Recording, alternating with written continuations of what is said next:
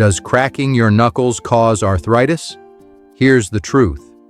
Pop, pop, pop. You love cracking your knuckles. But will it cause arthritis? Science says no solid link between knuckle cracking and arthritis.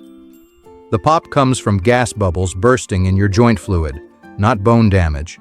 But too much cracking may lead to reduced grip strength, joint irritation, soreness, or swelling. Bottom line, it's mostly harmless, unless it hurts or bothers others.